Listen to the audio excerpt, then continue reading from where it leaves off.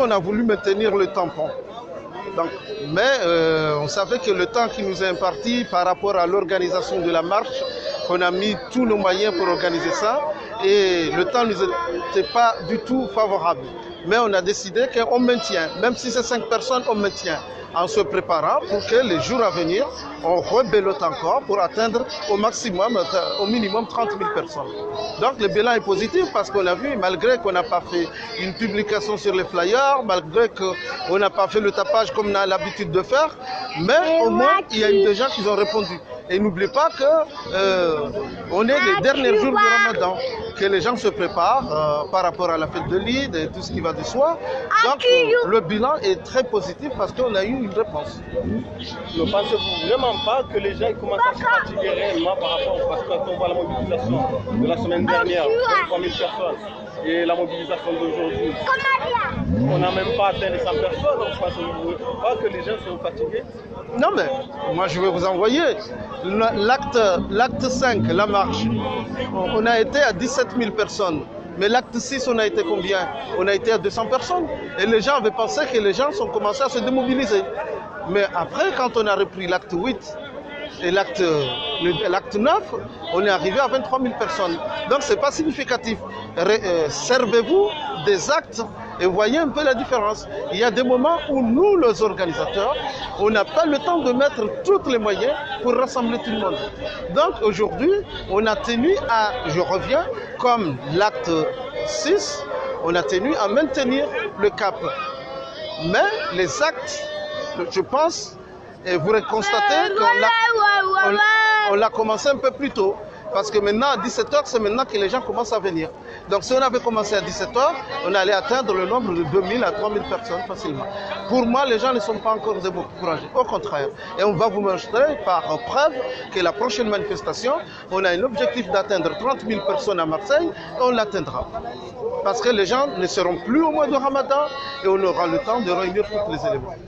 Pensez-vous vraiment que la manifestation apporte ses fruits concernant M. Azali Assoumani? Ah oui, ça apporte ses fruits.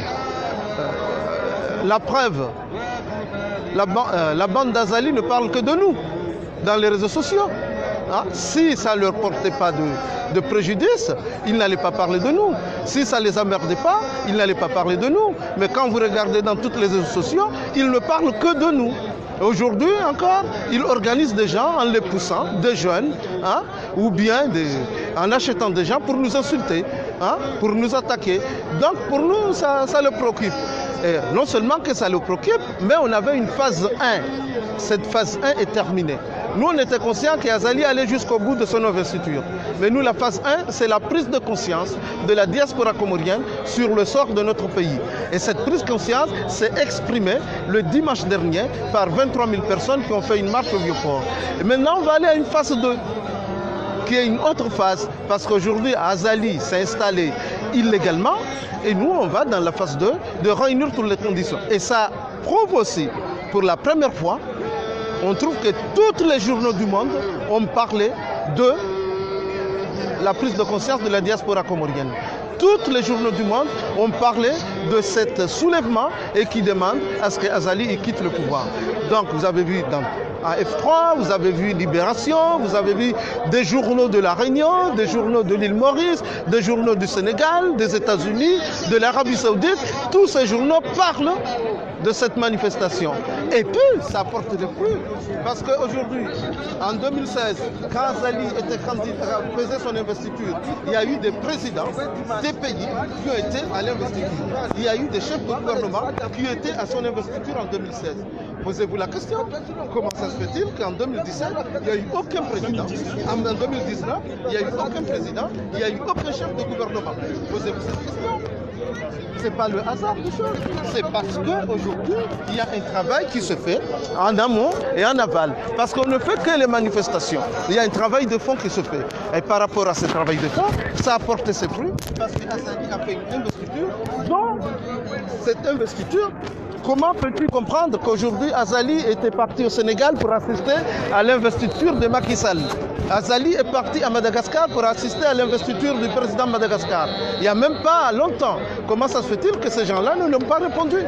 S'ils ne l'ont pas répondu, parce que le président qui est élu à Madagascar a été élu démocratiquement, et sachant que Azali n'a pas été élu démocratiquement, il n'a pas jugé nécessaire ou utile de soutenir un dictateur.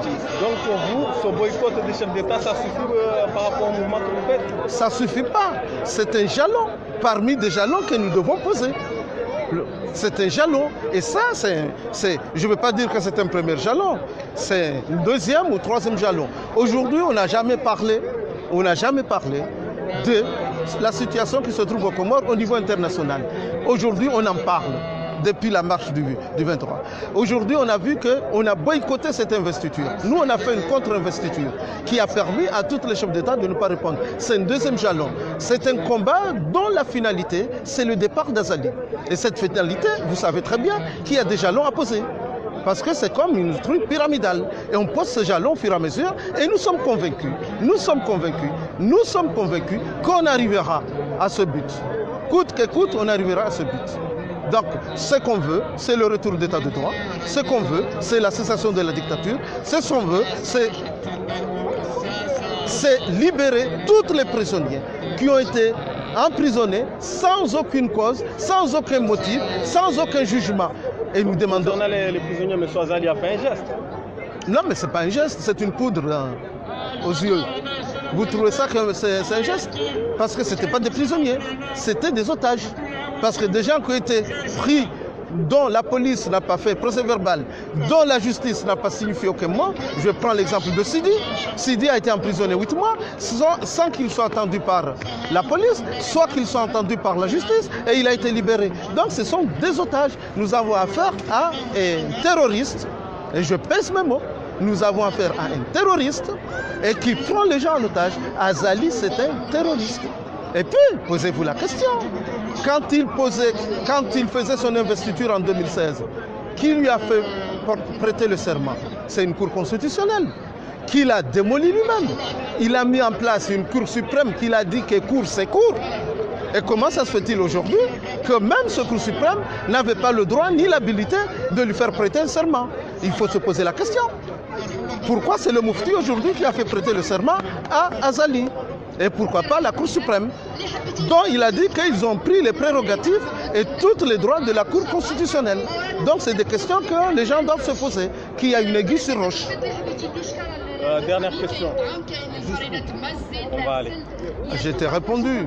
Peut-être tu ne m'as pas suivi jusqu'au départ d'Azali. C'est vraiment que vous arrivez à le faire partir en faisant juste des manifestations. Mais je t'ai bien dit qu'il y a les manifestations. Parce que tu sais, dans un combat, il y a ce qu'on appelle un rapport de force. Si aujourd'hui, on avait notre stratégie, on ne tapait pas des portes. On a voulu montrer que nous avons des muscles derrière nous. Parce que dans un combat politique, ce qui joue très important, c'est le rapport de force. C'est ce qui justifie qu'Azali a payé des gens. A payé des gens pour aller dans les meetings, a payé des gens pour aller à son investiture. Et ce qui est paradoxal, sur le stade de Moroni, ils ont annoncé 15 000 personnes.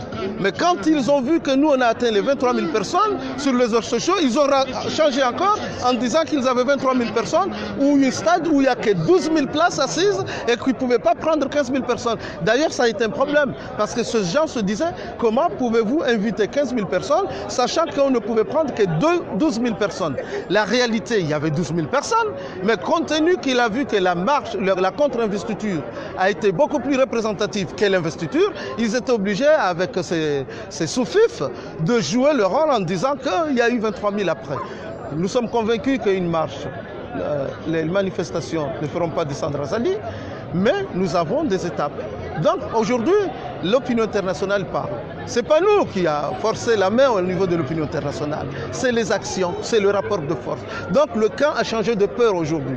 Parce qu'avant, le camp était de notre côté, nous, la population. On nous a essayé de nous intimider au niveau de la diaspora. Ils ont payé des gens, ils ont tout utilisé. Heureusement, aujourd'hui, la peur a changé de camp. Je vais aller beaucoup plus loin que j'interpelle cette occasion de dire à ceux qui sont aux Comores qu'aujourd'hui, quand ils sont malades, c'est nous qui sentirons les douleurs. Comment nous sentirons les douleurs? Parce que toute personne qui est ici en France ils payent l'école aux Comores, ils payent les soins aux Comores, ils payent les logements aux Comores, ils payent les repas aux Comores.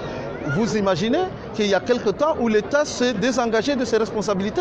Comment tu peux imaginer que c'est la diaspora qui construit les écoles? Comment tu peux imaginer que c'est la diaspora qui construit les hôpitaux? Comment tu peux imaginer que c'est la diaspora qui font les routes? Comment tu peux imaginer aujourd'hui qu'en tant que premier opérateur économique du pays, premier opérateur de communauté, quand tu constates qu'aujourd'hui, le FMI, quand tu constates qu'aujourd'hui, une autre structure qui n'amène que le 1/100e de ce que nous amenons, voire même le 1/1000e, l'État comorien a une considération à ces gens-là et qui peuvent imposer des choses. Comment ça se fait-il qu'en tant que premier opérateur économique et sur le plan démographique aussi, on n'a pas d'écoute au niveau du pays? Mais on est toujours considéré comme des vaches à lait. Donc, excusez-moi, donc vous lancez un appel à la diaspora de laisser leurs familles aux Comores? Non, je ne l'ai jamais dit. Aujourd'hui, il faut qu'il y ait une prise de conscience. Je lance un appel à la diaspora de convaincre leur famille que ce combat est la leur. Parce que nous, on peut vivre ici, on peut rester ici. Parce que celui qui ne travaille ici, il a 400 € par mois. Celui qui ne travaille pas, qui ne fait rien, il a 400 € par mois. Donc les soucis ou les problèmes qui sont communs, ce n'est pas les nôtres. Mais ils sont les nôtres parce que les gens qui sont ici sacrifient leurs enfants, sacrifient leur famille ici pour répondre aux doléances qui sont au pays. Donc nous interpellons à ces gens-là qu'au moins il y ait un geste de reconnaissance. Un geste de reconnaissance par rapport à ce que nous faisons. Au moins un geste de reconnaissance par rapport aux sacrifices que nous faisons. Parce que là, ce combat, c'est des sacrifices que nous faisons. Et puis, un message très important, parce que moi je crois qu'il y a des gens qui oublient l'histoire. Les gens oublient l'histoire parce que quand la France a été prise, De Gaulle a libéré la France où? Il était à Londres. Donc les gens qui disent que vous restez là-bas, vous criez, les choses marchent ici. Surtout les gens qui sont au pouvoir. Donc, et je donnerai de temps exemples. L'indépendance aux Comores a été initiée par des gens existants à l'extérieur. Et la prise de cette indépendance, ce sont des gens qui sont allés. Donc ce qui se passe aux Comores, ce sont toujours la diaspora qui initie ça. Donc cette action, on va aller jusqu'au bout, avec des actions beaucoup plus dramatiques, mais nous demandons qu'il y ait un relais au niveau des Comores. Pensez-vous que cet appel sera entendu par rapport à la diaspora? Ah oui, mais au niveau de la diaspora, c'est entendu. Parce qu'aujourd'hui, il y a 57 villes qui sont en France, qui se sont mis dans cette dynamique et qui ont élu une coordination nationale. Là, c'est déjà entendu au niveau de la diaspora. Oui, se mobiliser est une chose, mais prendre des actions en est une autre. Oui, je suis bien d'accord avec toi que prendre des actions en est une autre. Mais le fait que tu sais très bien que nous sommes une communauté très difficile par nos égos, très difficile par nos problèmes personnels, on n'arrive pas à différencier ce qui nous rassemble par rapport à ce qui nous sépare. Aujourd'hui, il est très important qu'on est arrivé à ce stade. Parce que moi, avec l'équipe qu'on travaille, ce sont des gens qu'on ne se donnait jamais la main, qu'on ne se disait jamais bonjour. Et chacun voulait le malheur de l'autre. Mais par rapport à cette histoire, on a été obligé d'oublier nos querelles intestines. Par rapport à cette histoire, on a été obligé d'oublier nos intérêts personnels. On s'est mis tous ensemble. Et je dis bien tous ensemble. Donc c'est un premier pas. Ça n'a pas été facile. Et même toi, dans ta famille, dans ta propre famille ou dans ma propre famille, on n'arrive pas à s'assendre. Pour des problèmes d'ego, des chefs et tout. Aujourd'hui, pour la première fois dans l'histoire des Comores, on a été tous convaincus qu'ensemble, en oubliant nos querelles intestines, en oubliant nos égos, et qu'ensemble, ce qui nous ressemble aujourd'hui est plus important que ce qui nous sépare. Et par ce biais, nous sommes tous ensemble. On a pu réussir le plus difficile.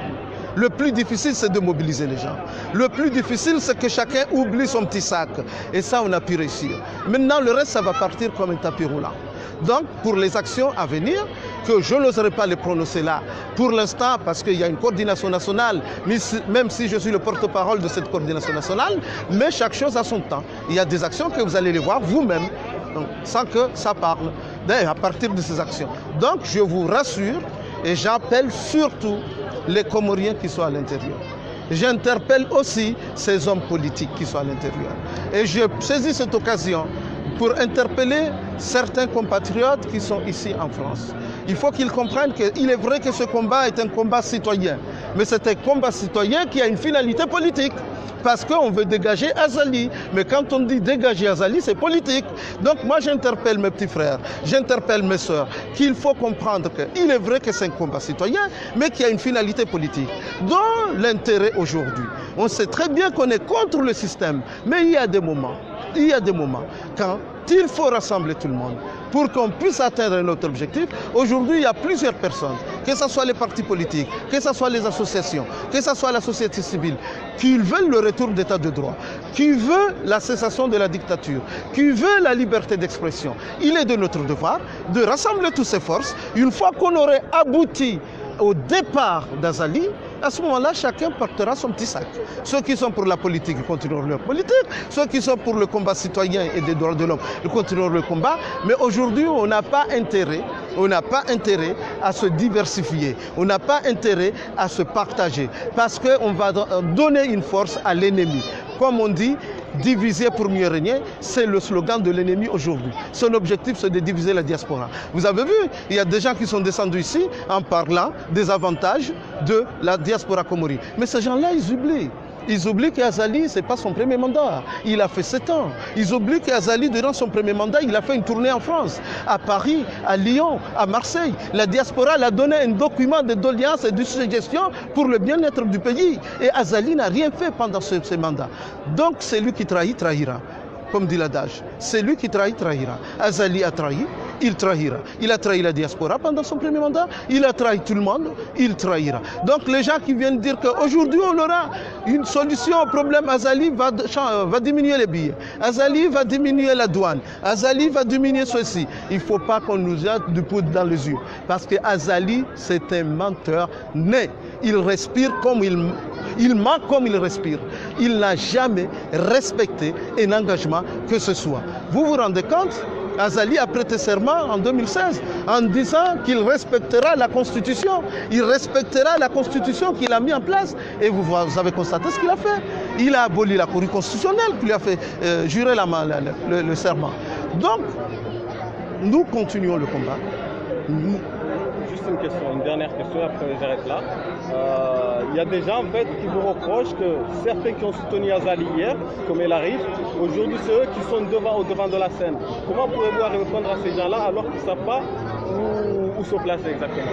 Je vais apporter une précision. Ils ne sont pas au devant de la scène. C'est quand même le représentant de la CNT à Paris. Nous ne sommes pas CNT. Nous sommes le collectif des Comoriens de l'extérieur. Mais je l'ai bien dit, aujourd'hui, on est obligé de ratisser large toutes les personnes qui sont contre cette dictature, qui sont contre cette oppression, qui sont contre ce système. Nous sommes obligés de se mettre ensemble pour descendre ce baobab. Une fois qu'on descendra ce baobab, chacun portera son sac. On n'est pas avec eux parce qu'on croit à leur politique. On n'est pas avec eux parce qu'on a confiance en eux. On a un objectif commun. Cet objectif commun, c'est de descendre à Azali. Donc, ici, ils ne sont pas au devant de la scène. Je vais apporter une lumière. Parce qu'il y a eu des gens qui ont mal interprété le fait que ces candidats étaient là à la manifestation et qu'ils étaient au premier rang au niveau des banderoles. Beaucoup de gens étaient au premier rang au niveau des banderoles. Ils sont venus, ce sont des Comoriens qui disent qu'ils sont contre Azali. Donc, il est de notre devoir de les accueillir. Il est de notre devoir de les écouter. Donc maintenant, ce qu'il faut différencier, c'est que la CNT, c'est la CNT, qui n'a rien à voir avec le mouvement des collectifs sur le Conseil des Comoriens de l'extérieur pour la démocratie.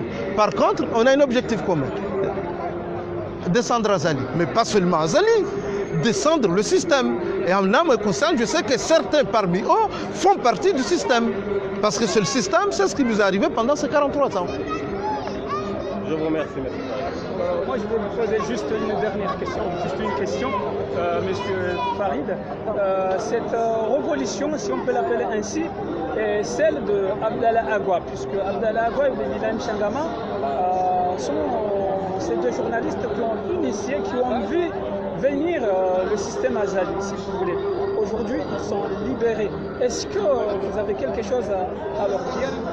Est-ce que vous savez que vous avez, si vous voulez, des grands généraux à l'intérieur, pas comme avant, qui sont sur le terrain hier? Abdallah Agua, je le connais. C'est une personnalité très digne. C'est une personnalité combattante. C'est une personnalité incorruptible. C'est une personnalité aussi qui a une vision. Et d'ailleurs, j'interpelle à ce qu'a dit le président Azali, parce que RFI les avait posé une question sur Abdallah Gwa. Il a dit qu'Abdallah Gwa n'est pas un journaliste. D'ailleurs, là, Azali, il ment sur lui-même. Parce que comment aujourd'hui Azali peut dire qu'Abdallah Gwa n'est pas un journaliste alors qu'il s'est servi de la radio d'Abdallah Gwa.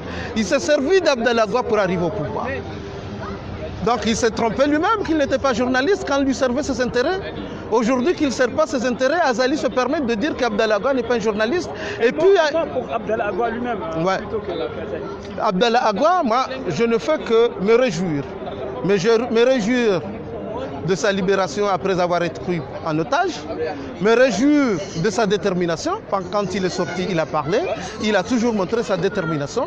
Hein? Il a pris un temps de pause pour finir le ramadan, mais il continuera sa détermination. Mais aussi je me réjouis quand je vois un jeune d'une vingtaine d'années, comme Oubeg, qui est très déterminé, qui n'est pas vendable, qui n'est pas achetable, et qui a été prêt de sacrifier sa vie pour l'intérêt du pays.